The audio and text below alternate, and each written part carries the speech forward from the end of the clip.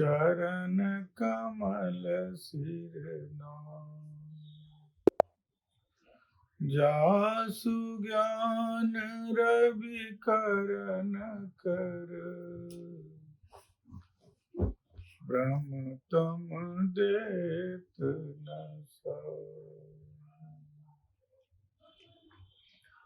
लख 84 जिय जोन मही, भ्रमत नंद बहु ठाकुरे। भगत हेत अवतार लियो है, भाग बरु बपुरा पूरे।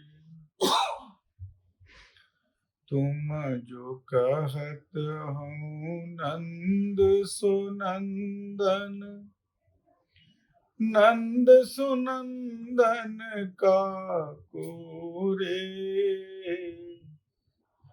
धरनी आकाश दसो दिस नाही, तब यह नंद कहा थोरे। धरनी नहीं धरे योनि न व्यापे, नाम निरंजन जाको रे।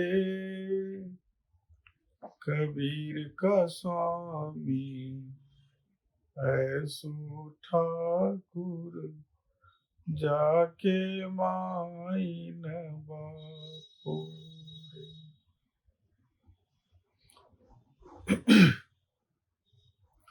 सदगुरु कबीर साहब कहते हैं कि लख 84 जिय जोन मही, भ्रमत नंद बहु ठाकुर। यहाँ पे श्री कृष्ण भगवान की चर्चा है, जिसमें लोग भ्रम में पड़ जाते हैं। लोग कहते हैं कि यह जो कृष्ण हुए हैं वो नंद के नंदन थे। कबीर साहब ने इसका विश्लेषण करके बताया कि वह नंद के नंदन नहीं थे। अगर आप कहते हो कि वो नंद के अगर नंदन थे, तो नंद किसके नंदन थे? नंद के भी कोई पिताजी थे, कोई थे। तो कहने का अभिप्राय यह है कि वो किसी ईश्वर जो होते हैं, वो किसी का बेटा, किसी का पिता, ये सब नहीं होते। वो इनका कोई रूप नहीं है, कोई रेख नहीं है, कोई आकार नहीं। रेख रूप वो है नहीं, अधर धरे नहीं देह, गगन मंडल के बीच में निरखो पुरुष विदेह। कि रेख रूप वो है नहीं, उसका कोई रेखा नहीं है, कोई रूप नहीं है। रेख रूप वो है नहीं, अधर धरे नहीं दे, वो देह धारण नहीं करते। तब कहते हैं कि उनको जानेंगे कैसे? तो कहते हैं कि गगन मंडल के बीच में जो हमारा हृदय है, उस हृदय के बीच वाला स्थान पर आप उनका निरखो पुरुष विदेह। जो विदेह पुरुष है, जो देह धारण नहीं करता है, उसको अगर परखना है तो ध्यान के द्वारा गुरु के रूप को अपने हृदय में आप हृदयंगम करेंगे, तो उससे उसको आप निरख लेंगे। अब दूसरा सवाल आता है कि विदेह को हम जानेंगे कैसे? जब देह ही धारण नहीं किया हुआ है, तो हम जानेंगे कैसे? इसके लिए बताते हैं कि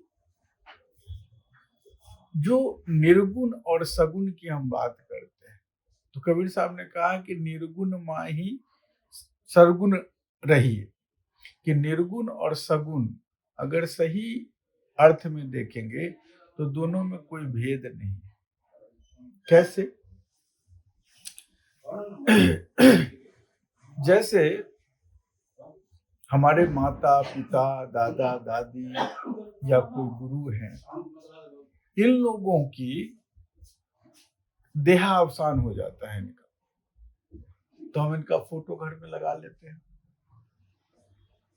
तो उस भावना तो हमें जुड़ती है ना, जो हमें याद आते थे कि कैसे उठते थे, कैसे बैठते थे, तो उस हम उनके सजीव रूप को ही देखते हैं, सरगुण रूप को ही ध्यान करते हैं।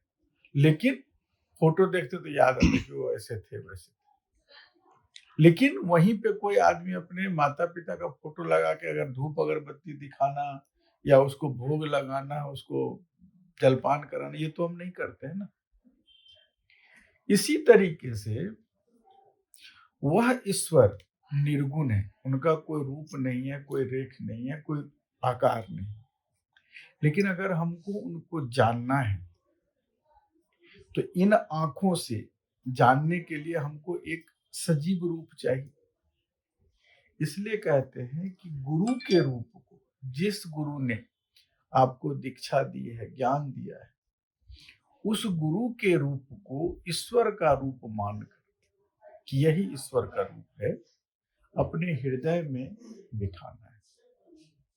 लेकिन यह सतर्कता रखनी है कि उनके फोटो के रूप को नहीं, सजीव रूप जो आपने चलते फिरते, उठते बैठते, हंसते बोलते देखा है, उस रूप को अपने हृदय में बिठाकर और ओंकार के नाम के द्वारा या जिस नाम में भी आपको श्रद्धा हो, उस नाम से उसको पुकारेंगे तो वो प्रकट हो जाते हैं। कैसे प्रकट होते हैं? कई लोग के मन में शंका होता है तो वे कैसे प्रकट हो जाएंगे। उसका उदाहरण ये है कि जब हम रात में सोते हैं, सपना देखते हैं, तो जब हम सपना देखते हैं कि हम किसी से बात कर रहे हैं या किसी से हम हंसी मजाक कर कुछ भी कर रहे हैं, तो क्या हमको सपना में लगता है कि हम सपना देख रहे हैं? उस समय में लग रहा होता है कि बिल्कुल सच में हमारे साथ कुछ हो रहा है और हम वो सही में कर रहे हैं। इसी तरह से जब हम ध्यान की प्रक्रिया में उतरते हैं तो गुरु के रूप से, गुरु से साक्षात्कार होने लगती है, हम बात करने लगते हैं और आपको लगेगा कि हम गुरु के सामने में बैठकर गुरु से बात कर रहे हैं, वार्तालाप कर रहे हैं। और फिर ध्यान से जब बाहर निकलते हैं तो सांसारिक चीज में लग जाते हैं, जैसे नींद से हम बाहर आते हैं। तो गुरु के रूप को, सजीव सचित्र गुरु के रूप को अपने हृदय में बिठाना और उनको नाम के द्वारा पुकारना। अब सवाल उठता है कि नाम की आवश्यकता क्या है? तो कहते हैं कि जैसे कहीं आप कोई बहुत बड़ा महल हो जिसमें बहुत सारे दरवाजा हो और उस दरवाजे में आपको यह पता नहीं कि जिस आदमी से आपको मिलना है वह किस कमरा में बैठा हुआ है या किस कमरे में है, आपको नहीं मालूम। अगर आपको उस आदमी का नाम पता है कि यह आदमी का नाम यह है, तो आप भले ही उसमें 10 कमरा हो, 20 कमरा हो, बीच आंगन में खड़ा होकर अगर आप पुकारेंगे तो वो जिस आदमी जिसका नाम होगा वो खुद ही बाहर निकल कर आ जाएंगे और हमसे मुलाकात हो जाएगी। तो आप सभी कमरे में जाके दरवाजा खटखटाओ और दरवाजा खोलो और बोलो कि भाई फलाना आदमी, दिक्कत भी होगी कि पता नहीं जो आदमी वो नहीं है उसको दिक्कत भी हो रही है और आपके लिए ज्यादा मुश्किल है क्योंकि आपको 10 कमरे में 20 कमरे में जाना पड़ेगा। लेकिन अगर आप नाम से पुकार दे तो जो वह व्यक्ति होगा वो सीधा बाहर आ जाएगा और आपका मिलन हो जाएगा। इसी प्रकार ईश्वर के नाम के द्वारा जब हम पुकारते हैं उनको, तो हम जहां होते हैं वहीं प्रकट हो जाते हैं। तो वो सब जगह, कोई ऐसी जगह नहीं है जो उनसे खाली है, लेकिन प्रकट हो जाते हैं वहां। प्रकट होने के लिए नाम की जो आवश्यकता है उसमें आप किसी भी नाम से, क्योंकि ईश्वर के इतने गुण हैं कि आप जिस भी नाम से उन्हें पुकारेंगे वह उन्हीं का नाम है। राम अगर कहते हैं तो राम का अर्थ है जो घट घट में रमता है। रम धातु से बना है, जिसका अर्थ है घट घट में रमने वाला। तो घट घट में कौन रमता है? वही ईश्वर रमते हैं, परमात्मा रमते हैं। कृष्ण आप कहते हो, तो कृष्ण का अर्थ होता है जो जिसने पूरे समाज को कृत्य करके बनाया हुआ है। गोपाल कहते हो, गोपाल का अर्थ है जिसने पूरे संसार का जो पालन करता है, जो पालता है। कौन पालता है? ईश्वर के अलावा और कौन पाल सकता है? रहीम कहते हो, रहीम का अर्थ है जो रहम वाला है, जो लोगों पर दया करता है। दया कौन कर सकता है? खुदा कहते हैं, खुदा का अर्थ है जो खुद आया हो। तो ईश्वर के अलावा खुद दूसरा कौन आ सकता है? सबको माध्यम चाहिए। एक ईश्वर ही है जो खुद आते हैं, तो खुदा हो। इस तरह से जिस किसी भी नाम से आप उनको पुकारेंगे, वो उन्हीं का नाम है। वेद में और कबीर साहब ने कहा है कि ओ ओंकार आदि में जाना, लिखी और मेटे ताहि न माना। तो ओंकार को एक सर्वोपरि नाम के द्वारा जाना गया। वेद ने भी इसको माना है, सभी ग्रंथों में भी ओंकार ओम का है कि महत्ता दी गई। उसका कारण क्या है? उसका कारण यह है कि जब सृष्टि की रचना हुई थी, तो सृष्टि की रचना में कहते हैं कि एक विस्फोट हुआ था, और उस विस्फोट में जो ध्वनि निकली थी, वो निकली थी ओम करके ध्वनि निकली। और जो हम लोग ओम लिखते हैं, आप देखेंगे शुरुआत में अभी भी ऐसे ऊ लिखकर उसमें ओंकार का लिखा हुआ रहता है। वो एक ध्वनि का को परिभाषित करता है।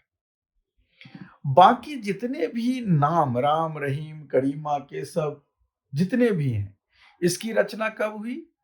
जब हमने पढ़ाई लिखाई शुरू की, शब्द की रचना हुई, तभी तो अ आ इ क क की शुरू किया, उसके बाद ही तो राम रहीम आए। तो वो ईश्वर तो अनादि से है, और राम रहीम का नाम हमने अभी दिया है।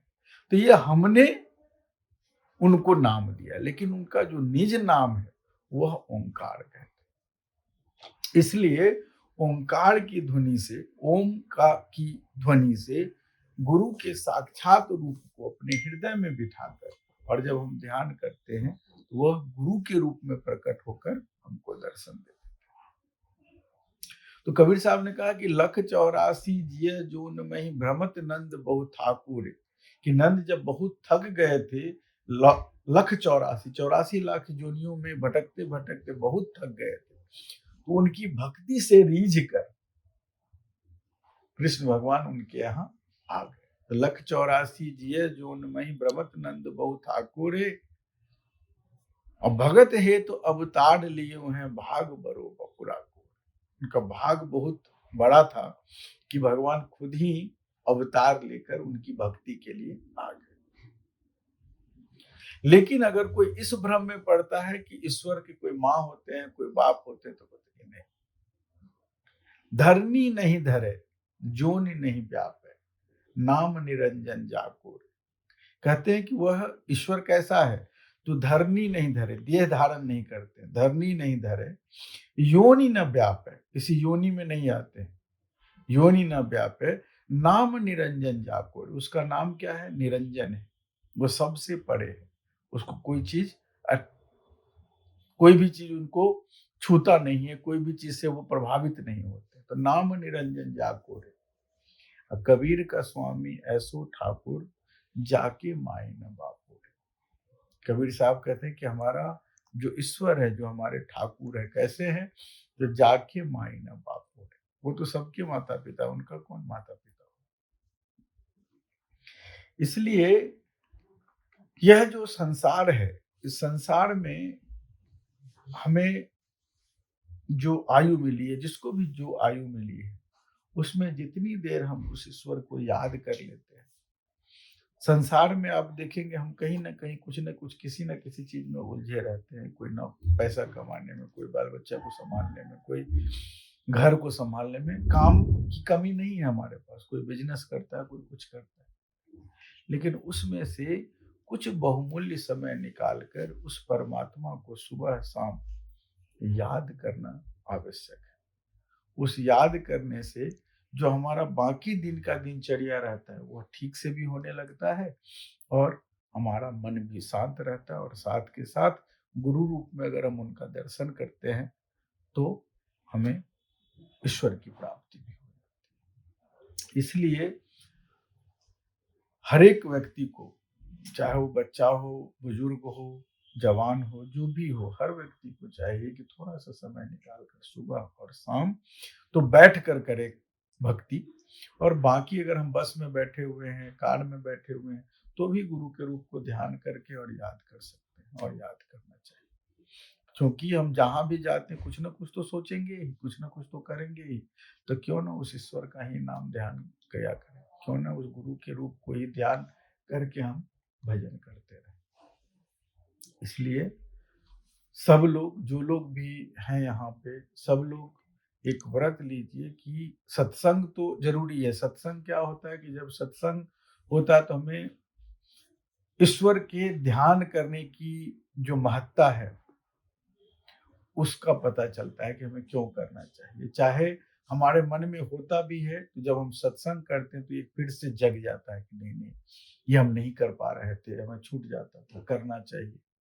तो सत्संग का जो प्रभाव है वो प्रभाव है कि जो चीज हमारी ढक जाती है उसको फिर से जगा दिया जाता है कि भाई जगो जगो, तुम्हारे अंदर है। जब हनुमान जी को जब संजीवनी बूटी लाने के लिए जाना था तो वो कहे कि कौन लाएगा इतना समुंदर पार से, कैसे लाएगा और इतनी जल्दी कैसे लाया जा सकता है।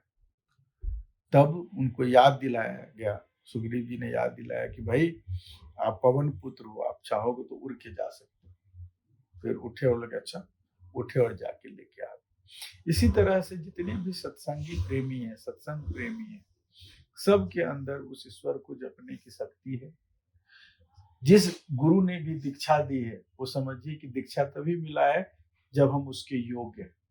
लेकिन संसार की माया में, संसार के कारण थोड़ा हम भूल जाते हैं, थोड़ा हम वह नजरअंदाज हो जाता है, और जब हम सत्संग में जाते हैं या सत्संग करवाते हैं तो फिर से उसको जगा दिया जाता है कि अलख जगाओ और उस ईश्वर को याद करो।